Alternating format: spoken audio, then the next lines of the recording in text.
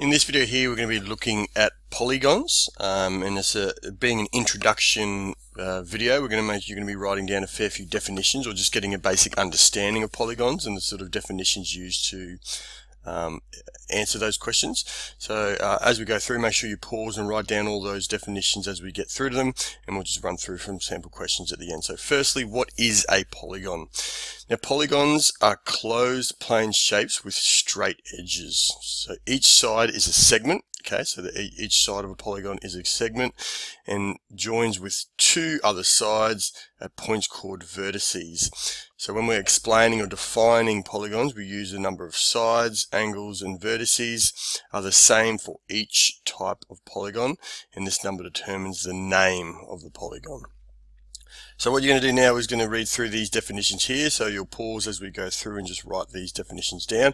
This will give you an understanding of how we can define polygons. So firstly, as we've mentioned, a polygon are closed plane figures with straight sides. A side is also called an edge, so make sure you know that for your vocabulary. A vertex is the point at which two sides of a shape meet. So here we have on this example over here, we've got the vertex where we have the two sides sort of meet, which is what we call the vertex there. Convex polygons have all vertices pointing outward and all interior angles smaller than 180. So if we look at this example here, this one's called a convex because you can see all these shapes here. Okay, all these angles are less than 180, and all the vertices, or vertex, are pointing outwards. So that's what we call a convex polygon. Now, a non-convex is the opposite. It has at least one vertex pointing inward. Okay, in this case, it's this one. See how this one is pointing inward, and at least one interior angle is bigger than 180. So this angle here, if we drew a straight line, you can see that that is bigger than 180. That makes it a non-convex polygon.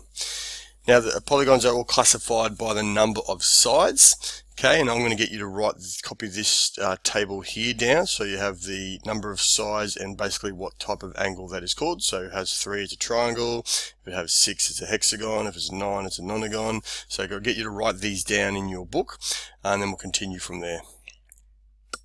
Now, regular polygons have sides of equal length and angles of equal size. So in this example here, we have a regular, see we've got a regular pentagon, so it's got 5 shapes, and you can see all angles are the same.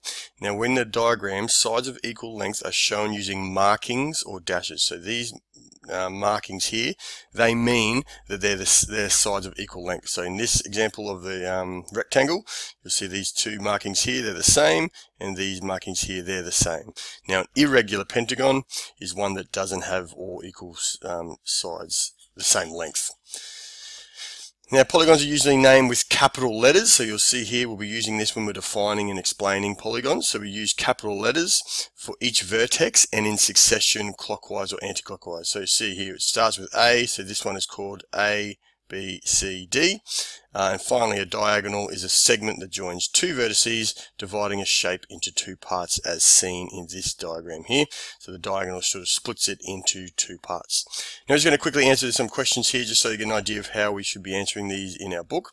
Now, the first question is, state the type of this shape and whether it is convex or non-convex. So first I'm going to count how many sides it has, and I can see there that it is 5. Now, is it a convex or a non-convex? So I can see each of these vertex, they're all pointing out. Okay, so they're all angles inside are less than 180. Therefore, this is a firstly it's a pentagon,